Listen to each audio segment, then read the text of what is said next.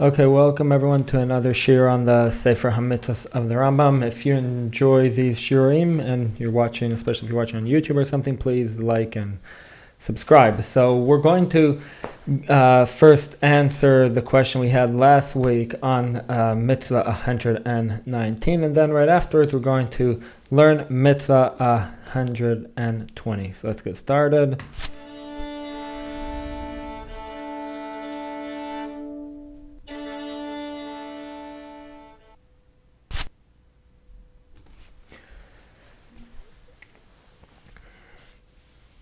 So our question on Mitzvah 119 was what would be the law regarding neter avai when the tree is not attached to the ground. So I didn't see too much. So again, what would be the halacha of neter avai if the tree is not attached to the ground? I mean, it's not mechubar lakarka. I didn't see too much about this. But I managed to look up a few things. Now, of course, anyone, when we get into the subject, you always think straight away of atzitz nakuv v'atzitz she'eino nakuv, a pot, a planting pot, a flower pot, or whatever, and over here, in this case, a tree pot that has holes and a tree pot that doesn't have holes. Because in general, for zraim, for kilaim and all of that, we consider a pot with holes as if it's mechubar to lakarka, as if it's attached to the ground, and similarly for maestros. But if it's not attached to the ground, then we consider it separate. Now, over here we're going to see it's a little bit different, but just to answer the question a little bit, it would seem, and we're going to see this in the Rambam, the Rambam's not going to say it explicitly, but it would seem that this is the Rambam explanation that there is that mechubar lakarka. If it's attached to the ground, you're chayav. If it's not attached to the ground, you're not chayav. But it's not that easy not to be attached to the ground in this case, because the expectations for a tree, are much lower. To detach them from the ground, the expectations are much higher. You have to do much more for a tree not to be considered attached to the ground than what you would have to do for any other thing, for any other plant. So now, what could be the case is if your tree is growing on the roof, growing in the house, growing in a pot it doesn't have holes in it, and especially the situation if it's growing in water, which I don't think that's so common to grow trees in water, but I mean plant vegetables it's more common, but still just theoretically think of a case of growing in water. So let's see what the Rambam says on Hilchos Meiser Sheni V'neter Avai Perek Asiri Perek Yud Halacha Ches. So the Rambam says, Hanoteya ba'atzit she'eino nakuv chayav ba'arla. Whoever plants in a planting pot, a flower pot, or a tree pot in this case, she'eino nakuv, that doesn't have holes in it, chayav ba'arla. It's chayav in arla. Now, all the more so one that has holes in it, but even one that doesn't is chayav in arla. She'eino ke'aretz ozraim, because it's even though this type of pot that doesn't have holes is not considered like the ground when we're talking about zraim, meaning kilaim and trumas and all maestros and all of that. For trees, it's considered like the ground. So that's what the Rambam's saying. The Rambam is telling us, don't think it doesn't matter if the tree is attached to the ground or not. It's clear from the psukim we see that we're talking about planting in the ground. That's pretty clear. But so why is a tree chayav if it's planted in a pot that doesn't have holes in it? Because for trees, it's ka'aretz. It's considered like ground for trees. Now the reason, according to my understanding, the reason would be is because trees, the roots and everything breaks right through it, and it's not considered as a fence. It's not considered as a hefsek. Similarly, like we're going to see in this mitzvah, today's mitzvah about Peah. That I don't know if we're going to see this part of it, but that's today's mitzvah. But we're going to, by Peah, so you're supposed to give Peah on your field, each field that you have, or your field and someone else's field, they give Peah separately. You give Peah for each field separately. So what's considered a hefsek? So the Mishnah brings many things that are considered hefsek, a separation for Peah. generally speaking. But when it gets to trees, suddenly all these separations that the Mishnah mentioned earlier on aren't separations anymore, and the only thing that separates is a fence. And similarly over here, even though for seeds, a atzitz she'eino nakov, a pot that doesn't have holes, is considered as if it's a boundary between the ground and the plant, and therefore it's considered like it's not attached to the ground. For the subject of orla, when it's talking about trees, then it's still considered attached to the ground, even though it's in a pot. Now on the roof, I saw somewhere, I was reading about it, and I forgot who it was, but he said that, the Rambam, we're going to see in Halacha Tes, he says, a tree they planted in the house, it's chayv and orla. Now what does that mean? So simply, this is talking about that he planted in the house and it's attached to the ground. And so why wouldn't it be chayv and orla? Because maybe you'd think for a different reason, because it has a roof over it, it's separated from the world. I'm not sure exactly, but it's like it's not to do with attached to the ground or not. That's not the question over here. It's maybe because there's something, it's like a different domain, you would think, maybe, perhaps. But so the Rambam's telling you not. Now, anything that's now cement is considered attached to the ground, and therefore it's going to be considered your chayv and orla. The question is now, if you plant on the roof, what's going to be the halacha? Now, all of this is neter avai, but because last mitzvah that we learned was the mitzvah of neter avai, which is the fourth year, to take the fruit of the fourth year and bring it to the Beis Hamikdash, remember. But the reason I'm saying orla is because it's the same dinim. Whatever's chayv in orla is chayv in neter avai, and whatever's pater from orla is pater from neter avai. So what would be the din if you put it on your roof? If you plant the tree on the roof, I read today that it would be chayav because the roof is attached to the walls, which are attached to the ground, which makes it mechubar lakarka, attached to the ground. Okay, that would have to be checked into. Now water, if you plant it in water, now on the one hand, I mean, let's say especially if the vices are attached to the ground, so you would think maybe you're chayav, but the thing is the tree's not in the ground, the tree's in water. So that's a question within itself. Like it's as if the tree is now right above the ground, but it's not attached. The roots are just not attached to the ground. It's growing some other way. But that would be a different question. That's what there is to say about this. So the answer summary is a tree that is not attached to the ground is exempt from orla and neter avai, but a tree pot without holes is considered as if it were attached to the ground. In other words, like I was saying beforehand, yes, there is such a thing. If a tree is not attached to the ground, it's not chayv and orla. But how easy it is for a situation like that to occur, it's not so simple, because, like we said, it's even a pot that's doesn't have holes in it is considered attached to the ground for the subject of trees. Okay, so now we're going to learn mitzvah 120, the mitzvah of giving Peah to the poor people. So let's start the Rambam. The Rambam says, Hamitzvah kuf kaf, the mitzvah 120, he should tzivanu laniach peah min hatvua v'ha'ilanos v'hadamim lahem, is the mitzvah to leave peah from the grain and the trees, v'hadamim lahem, and alike. Like we'll see, there's different all these different species. Then we get into Yerakos, vegetables also, which it seems like from the Torah they're not chayv and peah vegetables, but the Gemara does bring drashos, go back and forth in drashos, how we might learn what we learn from it. So, the Torah specifically says tvua, but we learn out of drashos, we learn that it's not, when we said tvua, we don't mean only tvua, we mean also kitnios, which are other grains and things like that, because we'll see that the Torah says a specific and then it generalizes, and therefore what we say, the way we learn it is that pratu chlal. So what we're going to do is we're darish ke'ein haprat, meaning true, it's more general than just this one specific case of just grain, but we're going to be darish ke'ein haprat. It has to be similar to grain, to wheat.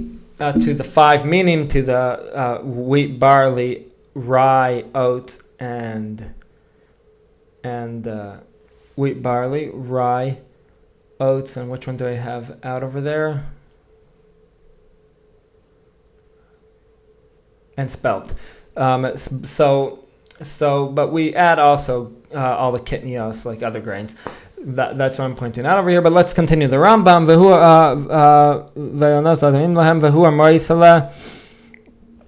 Like it said in the pasuk, like the Exalted One says, Ta'azar v'aisam achar zachroi hapeah. Ta'azar v'aisam, you should leave them. And over there it's talking about you should leave them for the poor people without cutting them. You shouldn't cut that part. After I mentioned the Peah. Now over there it also mentioned some other matnos anim, other things to give to the anim, other presents or things that from your produce that you should leave for the poor people. But over here we're talking about Peah, the mitzvah of Peah. So v'nispar b'gmar makos. Now the Rambam is going to explain how this is a positive commandment. It says in Gmar Makos, Shapeya hilav shanitak la'aseh, that mitzvah of Peah is a negative commandment that's attached to a positive commandment. What we mean by that is that the pasuk says, Lo yisachaleh peah sadcha, you shouldn't finish cutting off the Peah of your field. That's a negative commandment. You shouldn't completely cut off the Peah of your field, which simple translation would be corner, but that's not really what it means, as we're going to see. But in any case, the end of your field, you shouldn't cut up. But that's a negative commandment. So where do we get the positive? But right afterwards, after it says you shouldn't cut off the Peah of your field, then it says you shouldn't either, some other negative commandment, it says, you should leave them for the poor and poor person convert, which of course means poor also over here.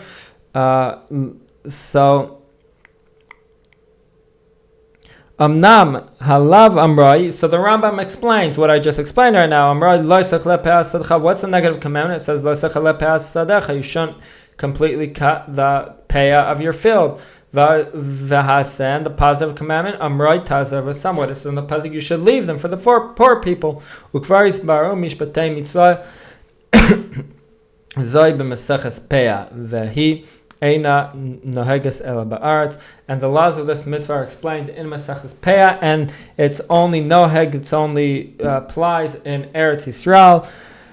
Ela ba'aretz zehu din Torah. This is from the strict law, oral law, and the law of the Torah. But midirabanan. Why saying din Torah is because midirabanan we add certain lands that are right outside Eretz Yisrael, that there's certain. We're machmir in certain places, like let's say, for example, Syria and similar things like that. We have certain rules on them. It gets a little bit more complicated over there, and that's why he's saying that from Midin Torah it's only Eretz Yisrael. So now we're going to read the psukim on. So now what the first place that's mentioned is in Parshas Kedoshim, Vayikra. Second place, if I remember correctly, it's in Parshas Emor. In Parshas Emor, yeah. So let's read it. Parshas Vayikra, chapter Yates, pasuk Tes. When you harvest the harvest of your land, you shouldn't. Let's see how they say it actually over here in the English. When you reap the harvest of your land, you shall not complete your reaping to the corner of your field. Now it says corner. I'm just pointing out that I wouldn't say corner because Peah is not specifically corner. It's a direction. And the Malbim explains the whole differences over here between all the different names. There's so many names for a side, a corner, a direction, and so on. So the Rambam explains the differences over here, but he comes out at the end of the day that Peah is the direction that a person specifies to designate and put aside. Now we're going to see in a minute that you don't just do it any time. You don't just put it in the middle of the field or the beginning of the field, but you're supposed to leave it at the end of the field. According to Rabbi Shimon, it's actually a machlokes, but we're going to see that according to Rabbi Shimon, that's what it comes out, that you have to leave specifically at the end of the field. So the pasuk says when you cut the harvest of your land, you shouldn't completely reap the end of your field or the the corner, let's say the corner, I'm just saying corner for sake of understanding. Sadecha liktzar, to harvest it. V'leket ketircha loisileket. The pasuk goes on, and the pasuk ends off. La'ani v'lager ta'azor asam, to the poor person and to the convert you should leave them. That's in Parshat Kedoshim. Parshas Emor, it says of kuterchem es tzir artzachem, when you harvest the harvest of your land.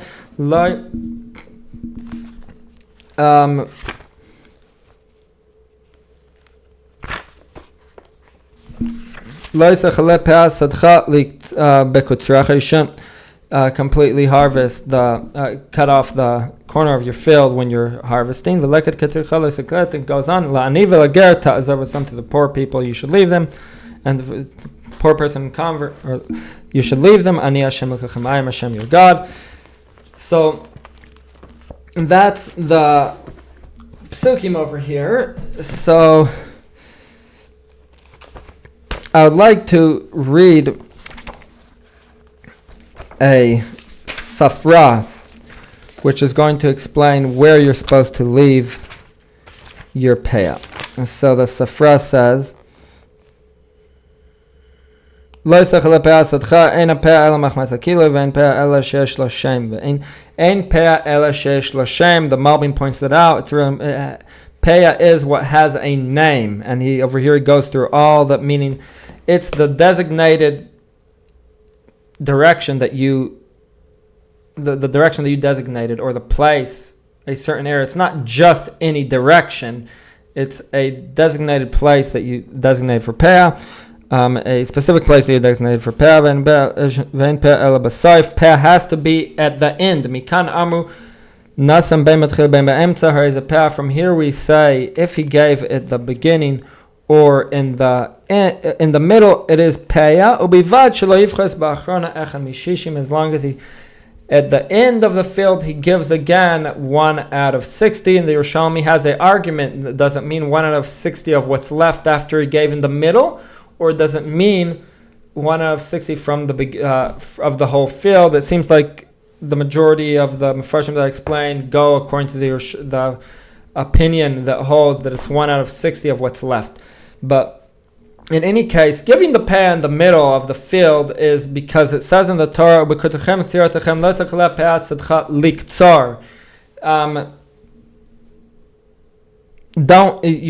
you cut the harvest of your land, you shouldn't cut off you shouldn't complete harvesting the corner of your field, liktsar, to harvest.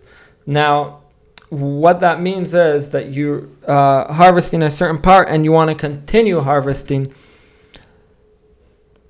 afterwards. That's what it seems like, one way to explain it from the psukim. Now the Malbim explains it better. I had his explanation. I didn't have a chance to go through it again. He explains it much better. This is my original understanding. I see that Malbim has a better explanation, but my original understanding was the word liktsar means that you shouldn't completely finish it off to continue harvesting other parts of the field. Now the Malbim, as I said, the Malbim has a much better explanation, but I'm just pointing that out. Now, but what I want to point out is the Safra says, but we, as we said, it has to be at the end of the field. There has to be peah at the end of the field. Mikan amru ve'ein peah ela b'sayf. It has to be at the end. V'chen Rabbi Shimon Amar. This is what Rabbi Shimon said. B'shvil dalad dvarim, because of 4 reasons. Amru lo yiten adam peah ela b'sayf. The Chachamim said, do not give peah only at the end. Mipnei gezelanim, mipnei bitulanim, mipnei maris ha'ayin, umishum she'amar Torah lo yisachalas peah sadecha. Because 4 reasons. One, the Safra is going to explain. 1, because of stealing the anim, because of bitulanim, just making them not do anything, wasting their time, and mipnei maris ha'ayin, because of maris ha'ayin, and mishum she'amar Torah lo yisachala peah sadcha, because the Torah said, do not finish cutting off the corner of your field. Mipnei gezelanim keitzad. What's the gezelanim? Shelo yireh ha'adam sha'penui v'yomer l'karva ani boi v'tor lecha peah mipnei bitulanim keitzad shelo yuanim yoshvim u'mishamrim kol hayom. So gezelanim is, still danim is that if you could give peah any time in the harvest, So you might come and you'll tell your someone who's your relative, okay, no one's here right now, come quickly, I'm going to give Peah right now, okay, you take it all. And that way you're stealing all the rest of the poor people. They're supposed to have an equal portion or equal opportunity to get a portion in the Peah. So, mipnei bitul anim, wasting the anim's time, what is it? So the poor people won't sit there all day and say, is he now going to give Peah? Meaning, because they're worried that he's going to give Peah any time, they're not going to be confident.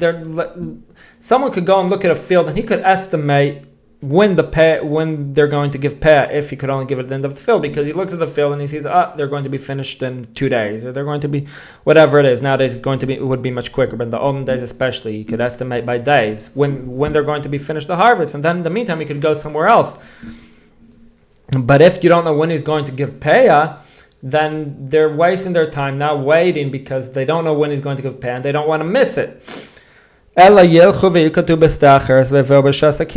have to give Peah at the end, then that way the poor people go to a different field in the meantime that they know is giving Peah now, until it's time for this field to give Peah at the end, and then they could come to this field to take Peah. Because of Marisa Ayin, Kate such lo yu hoivim v'shavim armim re'u ech katzer ish pliny es sadeu v'lo hiniach Peah la'anim. So people won't come by and say, they'll see that he cut the end of his field without leaving any, and they'll say he just went over a positive commandment of leaving. Well, he went over a negative commandment and desecrated a negative commandment, and went over a positive commandment by not leaving the end of the field. But which isn't the case, because he did leave. He just left it earlier. So that's a marisa ayin, and people are going to think that he went over the negative commandment and didn't do the mitzvah. So therefore he leaves it at the end. Therefore you leave it at the end. Another reason you leave it at the end of the field, and the fourth reason, mishum she'amar Torah lo s'achala peah sadechem, because the Torah said you shouldn't cut off you shouldn't finish off harvesting the end of your field, meaning that you should leave some. So because the Torah says it says lo sechaleh, you shouldn't finish cutting off it. So it shows that it's at the end. That's another reason. Now, remember, the Sefer says for 4 reasons the Chachamim said you should give Peah at the end of the field. Now the Bavli says for 4 reasons the Torah said you should give Peah at the end of the field. And then the last one, which we mentioned right now,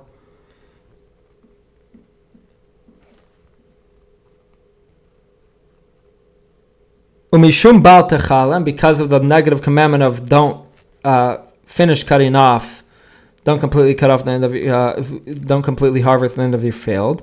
Aren't all of these because of those reasons? This is just explaining, according to the Bavli, these are all explaining reasons that the Torah told you to give Peah at the end of the field. Amar Rava mipnei haramayin. So Rava says what we mean to say is another reason that the Torah told you to give it at the end, because of cheaters that are really not going to give Peah, because what could they do? That if someone asks, you didn't give Peah, or basically come tell you, why didn't you give Peah? Then they say, I gave in the middle, I gave already at the beginning, or I gave in the middle of the harvest, right after I cut one grain, so then I gave Peah then. So, and then what are they going to do? And therefore he gets out of giving Peah because he doesn't have to give at the end. And there's another reason the Torah, basically according to the Bavli, this is basically going into the understanding of the mitzvah. Now, according to the Sefer and according to the Yerushalmi, we'll see the Yerushalmi, by the way, brings 5 reasons, but it seems like these are all reasons that the Chachamim said. And then the last reason is because the Torah said, meaning we're bringing a lot of reasons, which I would say I like that explanation better. Why? Because we don't see too often that the Gemara starts bringing all these reasons that the Torah said not to do this or to do this. So, but anyhow, that's what that's what I have to say on Peah. Now I had plenty more to say, but the time is running out very quickly. So let's go on to our question. So our question for tomorrow is going to for next year is going to be, our question on this mitzvah is, could you leave Peah after you finish harvesting the field? You harvested your whole field, and you cut, as we mentioned, brought a situation over here, and you harvested the whole field and you didn't leave Peah. So you cheated or you forgot, whatever it was. So could you leave Peah afterwards and be yotze through that? Which, by the way, we already see an indication a little bit from what we learned right now. But could you do you leave Peah afterwards? And if you can, is it lechatchila or only beri eved? And that's basically the mitzvah. The question: is it permitted to leave Peah after cutting the entire field? So that's it for today. And B'ezras Hashem, next week I'll have another shir for another mitzvah.